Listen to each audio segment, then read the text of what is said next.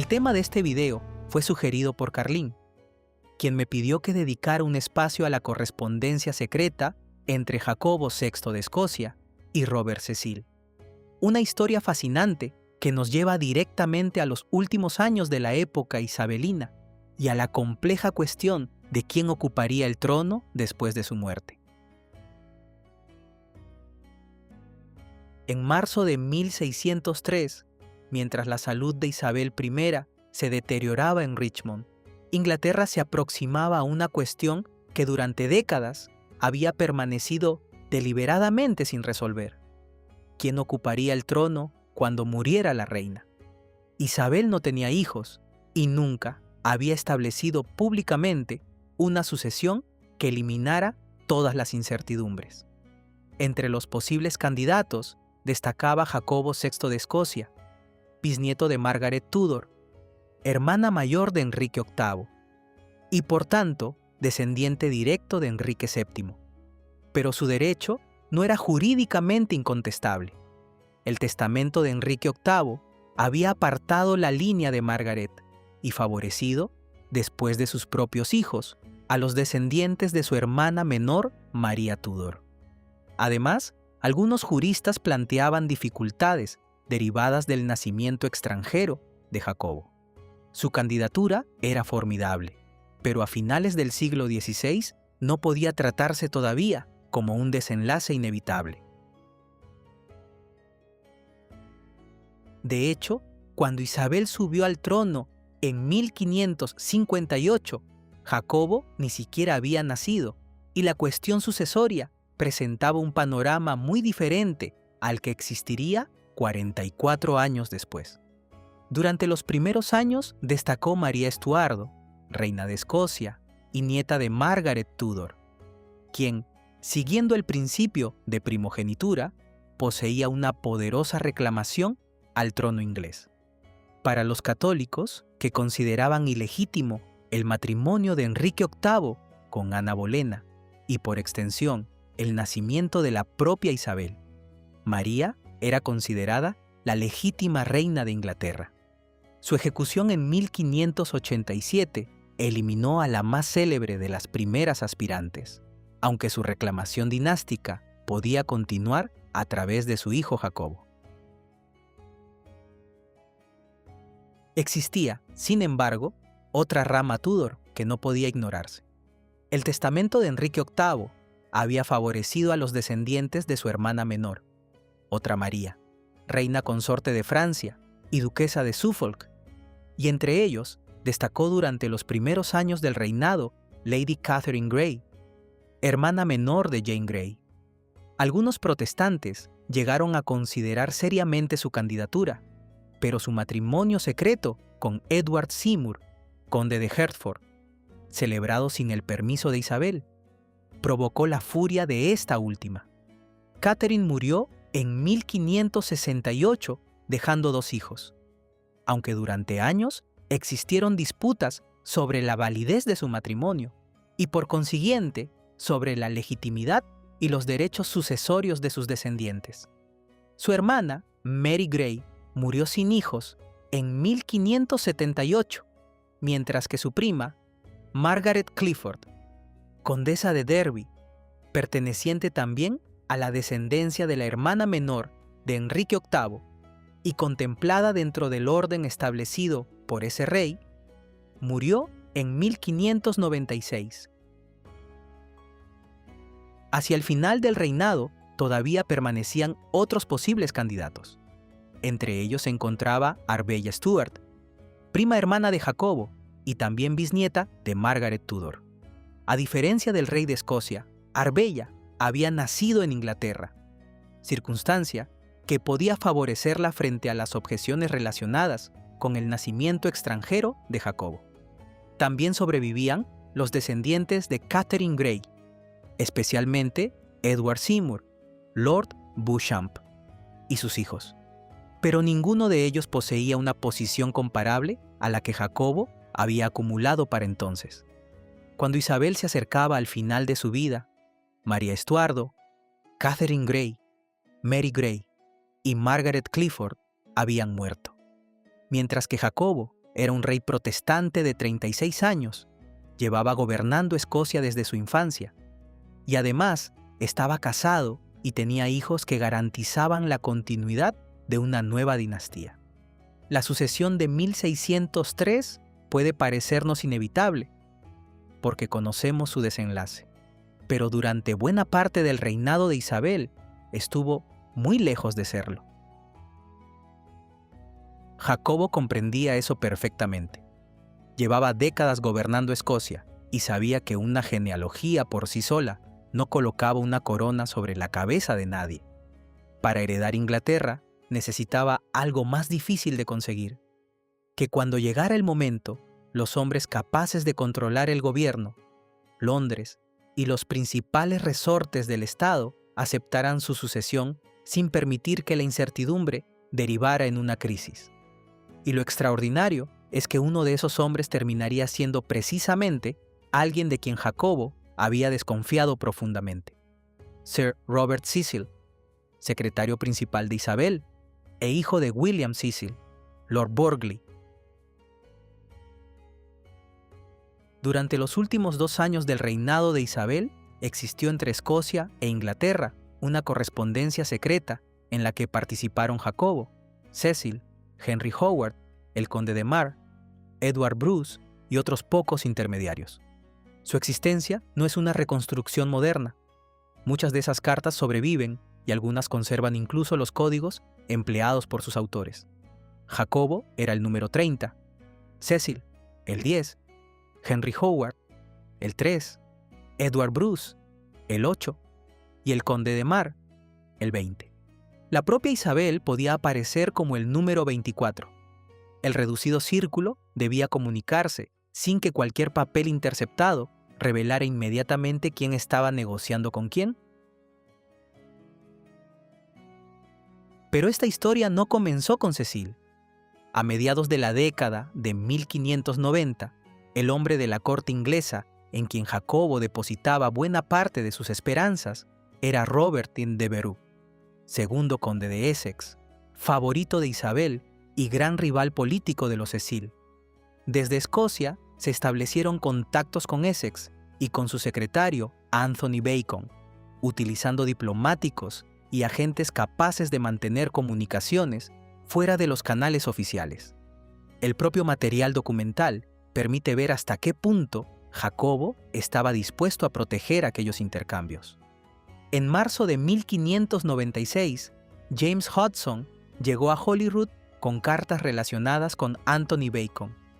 Encontró a Jacobo en su cámara acompañado únicamente por George Home. Según el testimonio del propio Hudson, el rey examinó algunas cartas atentamente, se rió al leer otras y pidió que se transmitieran sus más afectuosos agradecimientos. Después ocurrió algo aún más revelador. Para que aquellos papeles no permanecieran allí, Hudson afirmó que en presencia del propio rey había hecho con todos ellos un sacrificio al fuego. No estamos ante una anécdota inventada siglos después, sino ante el relato contemporáneo del hombre encargado de entregar la documentación.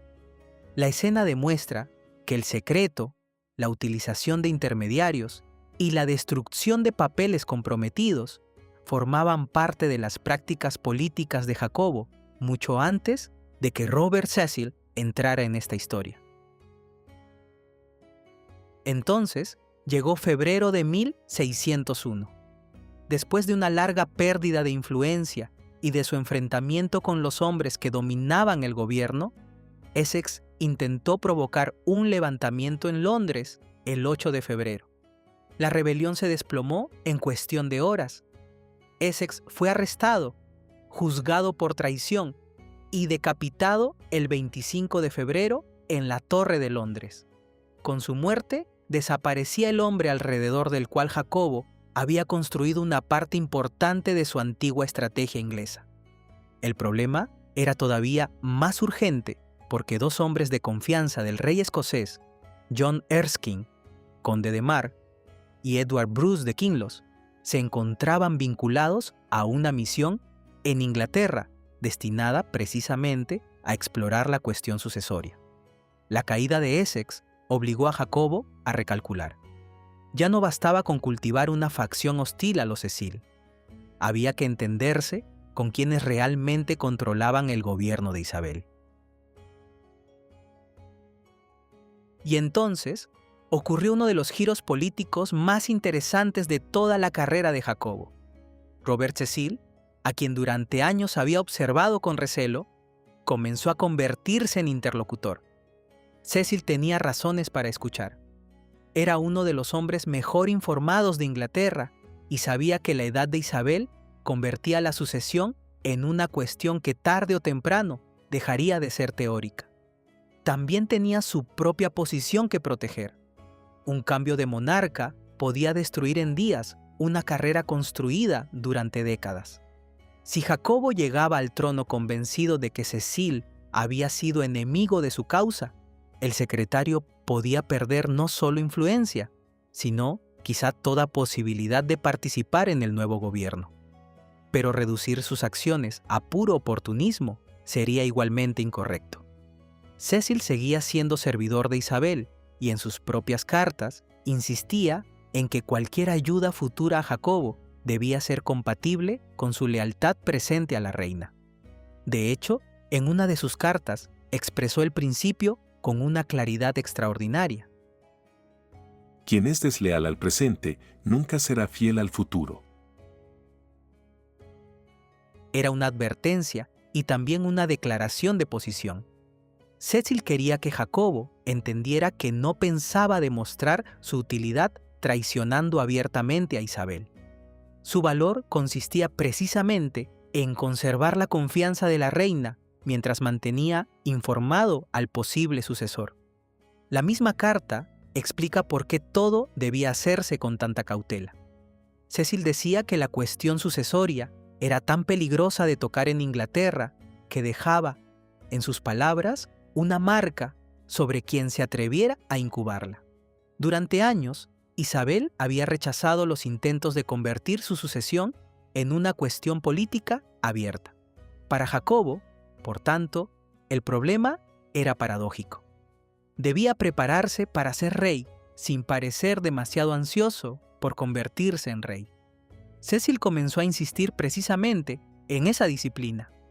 Su consejo esencial era la paciencia. Jacobo debía conservar la buena voluntad de Isabel, evitar campañas imprudentes destinadas a forzar un reconocimiento parlamentario y permitir que su comportamiento como soberano demostrara a los ingleses que podía garantizar continuidad y estabilidad. En octubre de 1601, Cecil resumió el camino que consideraba más seguro: conservar íntegramente el favor de la reina, mantener el afecto de sus súbditos honestos y atraer su respeto mediante el ejemplo del propio gobierno de Jacobo.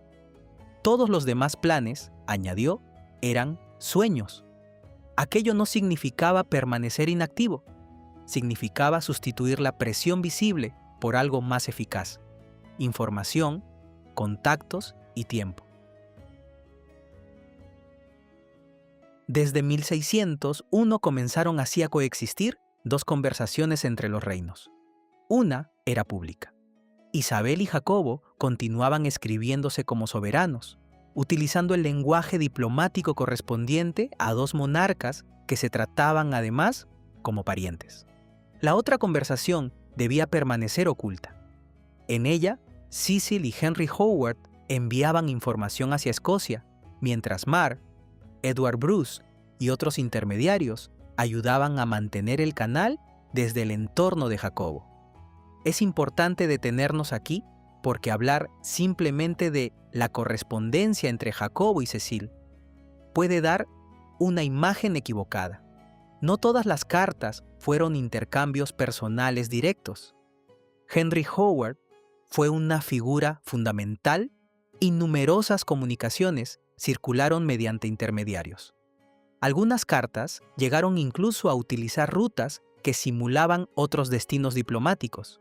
El sistema estaba pensado para que la conversación pudiera existir sin convertirse en correspondencia oficial entre un secretario inglés y el hombre que aspiraba a suceder a su reina.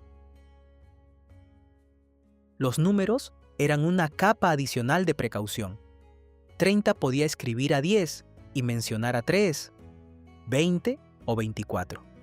Pero el verdadero peligro no era que alguien resolviera aquel código relativamente sencillo. Era que una carta completa revelara el alcance de la relación. La edición de John Bruce señala que el secreto fue mantenido por un círculo muy limitado y que incluso George Nicholson, representante inglés en Escocia, llegó a sospechar sin conocer la naturaleza exacta de lo que estaba ocurriendo. La documentación nos permite además observar algo que raramente sobrevive con tanta claridad. Cecil corregía cuidadosamente la manera en que escribía a Jacobo.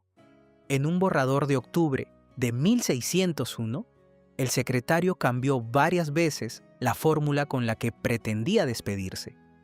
Llegó a escribir una versión equivalente a después de César, vuestro sobre todos. La tachó, ensayó otras posibilidades y finalmente escogió una fórmula más prudente. El detalle puede parecer insignificante, pero resulta revelador. Cecil sabía que estaba caminando sobre una línea muy estrecha. Debía ganar la confianza del futuro posible sin escribir nada que pudiera convertirse en prueba evidente de deslealtad hacia la soberana presente.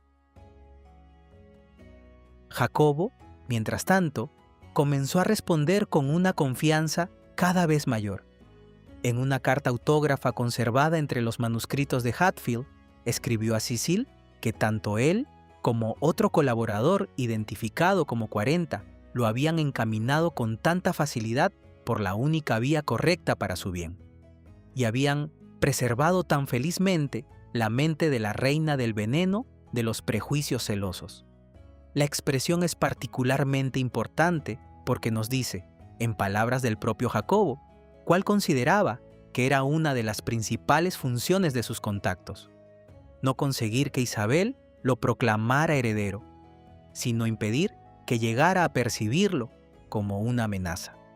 Cecil, por su parte, llegó a ofrecer a Jacobo una observación todavía más extraordinaria acerca de la propia reina.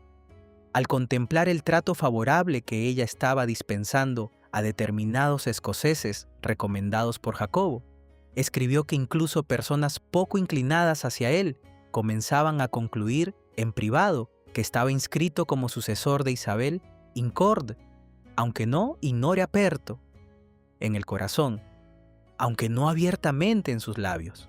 Cecil no estaba diciendo que Isabel hubiera realizado una designación formal. Estaba interpretando su conducta. Y precisamente por eso, el pasaje es mucho más valioso que las posteriores historias sobre una supuesta nominación realizada en el lecho de muerte. Jacobo confiaba cada vez más en aquel canal. En otra carta autógrafa, dijo que su pluma no podía expresar cuán afortunado se consideraba por haber encontrado en el número 10 un amigo tan digno, tan sabio y tan previsor. Más adelante añadió algo todavía más revelador. Confiaba en la fidelidad de Cecil tanto como en la del conde de Mar, hombre que había formado parte de su entorno desde la infancia. La declaración puede contener la adulación habitual de la diplomacia, pero demuestra hasta dónde había cambiado el lenguaje respecto a los años en que Jacobo sospechaba de los Cecil. La confianza, sin embargo, nunca eliminó el peligro. Existe una célebre historia según la cual Isabel estuvo una vez peligrosamente cerca de abrir un paquete procedente de Escocia. Henry Wotton contó posteriormente que, mientras la reina paseaba en coche cerca de Greenwich, acompañada por Cecil, apareció un correo que hizo sonar su cuerno. Isabel preguntó de dónde procedía el despacho y, al escuchar que venía de Escocia, exigió el paquete. Cecil comenzó aparentemente a obedecer. Pidió un cuchillo para abrirlo y después afirmó que la bolsa de la que procedía tenía un aspecto y un olor desagradables. Como sabía que Isabel detestaba los malos olores, sugirió que se abriera y aireara primero. De ese modo consiguió retirarse con tiempo para separar aquello que no deseaba que la reina viera.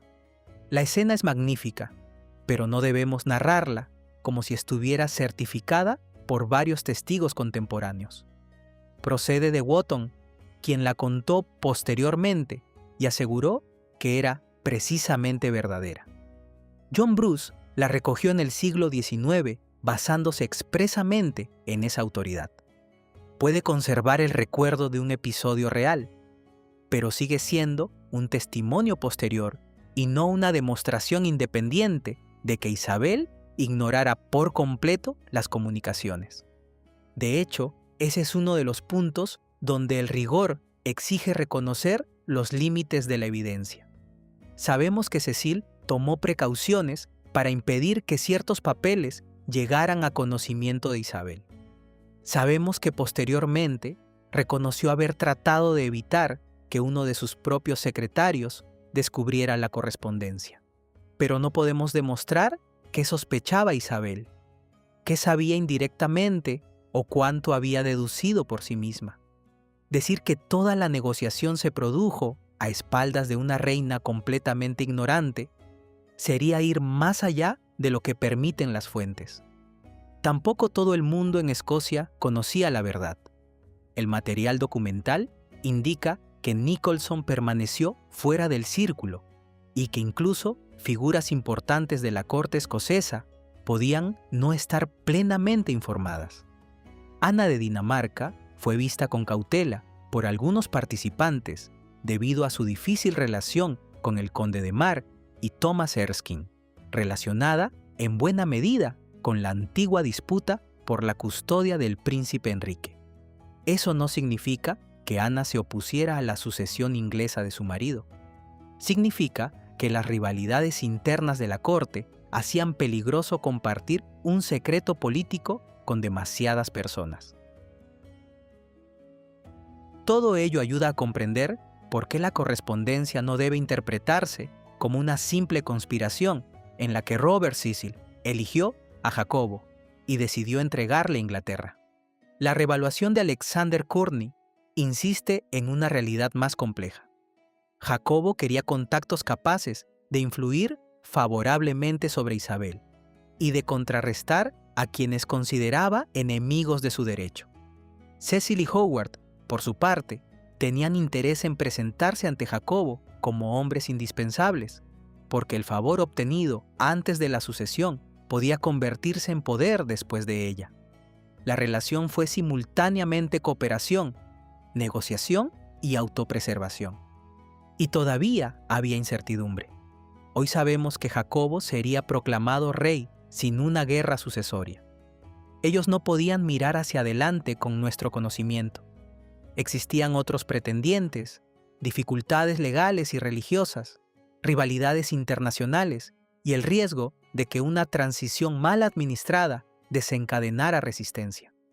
Precisamente por eso, la estrategia de Cecil consistía en disminuir la incertidumbre sin provocar a Isabel.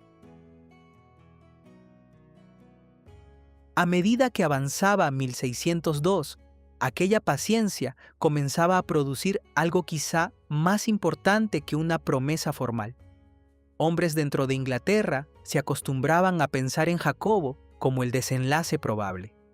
No porque la reina hubiese pronunciado públicamente su nombre, sino porque su candidatura reunía ventajas difíciles de igualar. Era rey, protestante, adulto, tenía hijos legítimos y descendía directamente de los Tudor. Las cartas secretas no crearon esas ventajas. Lo que hicieron fue permitir que Jacobo evitara destruirlas mediante una política demasiado agresiva.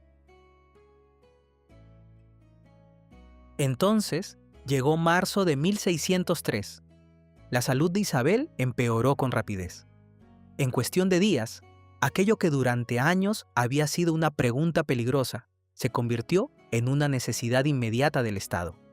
Cecil y los demás consejeros tuvieron que prepararse para una transición que no admitía vacíos prolongados. Cuando Isabel murió en Richmond durante las primeras horas del 24 de marzo, Jacobo fue proclamado rey en Londres ese mismo día. La unión de las coronas había comenzado, Jacobo VI de Escocia era ahora también Jacobo I de Inglaterra. Pero aquí debemos volver a poner un límite a nuestra propia narración. La facilidad relativa con la que se produjo la proclamación no demuestra que Cecil hubiera organizado durante 2 años un resultado inevitable. Jacobo poseía apoyos, derechos dinásticos y ventajas políticas independientes de aquella correspondencia, y la actuación colectiva del consejo privado y de las élites inglesas fue fundamental. La correspondencia secreta ayudó a reducir riesgos, a construir confianza y a preparar relaciones. No puede convertirse retrospectivamente en una llave mágica que abrió por sí sola la puerta del trono. Sin embargo, existe una carta escrita inmediatamente después de la muerte de Isabel que permite medir hasta qué punto aquella relación había transformado la opinión de Jacobo sobre Cecil. Recién proclamado rey de Inglaterra, escribió al hombre del que había desconfiado años atrás. Cuán feliz me considero por haber conquistado a un consejero tan fiel y tan sabio, me reservo expresarlo personalmente ante vos. La palabra conquista resulta reveladora. Jacobo no estaba hablando de haber conquistado Inglaterra, sino de haber ganado para sí a Robert Cecil.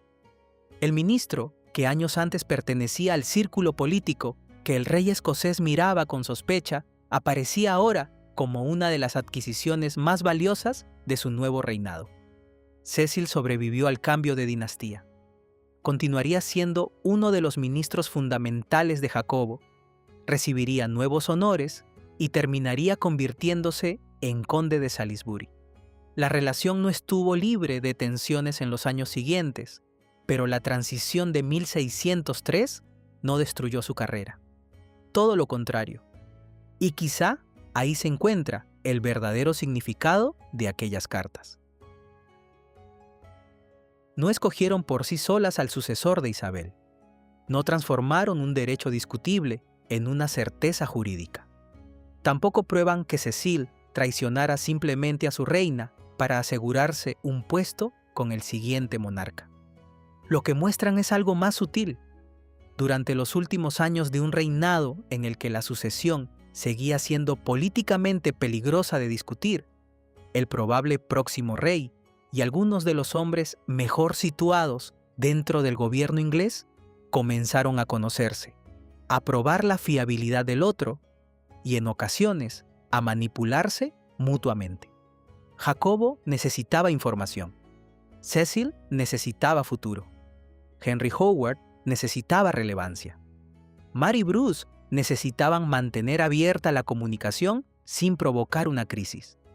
Y sobre todos ellos permanecía Gloriana, todavía reina, todavía soberana y todavía la mujer cuya confianza Cecil sabía que no podía permitirse perder. Durante casi 2 años, esa complicada relación se escondió detrás de mensajeros, borradores corregidos y números. Jacobo era el 30. Robert Cecil era el 10º. El primero esperaba una corona que todavía no podía reclamar abiertamente. El segundo servía a una reina cuya muerte no podía mencionar como si fuera un acontecimiento político programable. Cuando Isabel finalmente murió, aquellos números dejaron de ser necesarios. El 30 era ya rey de Inglaterra, y el 10 seguía allí, a su lado. Y hasta aquí nuestro recorrido por esta fascinante historia. Espero que hayan disfrutado del video y sobre todo que les haya permitido conocer un poco mejor a sus protagonistas y el complejo mundo político que los rodeaba. Como siempre, los invito a dejarme en los comentarios sus opiniones. ¿Creen que la correspondencia secreta entre Jacobo y Robert Cecil fue decisiva para facilitar la sucesión de 1603? ¿O consideran que Jacobo habría llegado al trono inglés de cualquier manera? Si disfrutaron de este contenido, no olviden darle me gusta, suscribirse al canal y activar la campanita para no perderse nuestros próximos videos. Muchas gracias por acompañarme una vez más en este viaje por la historia. Nos vemos en el próximo video.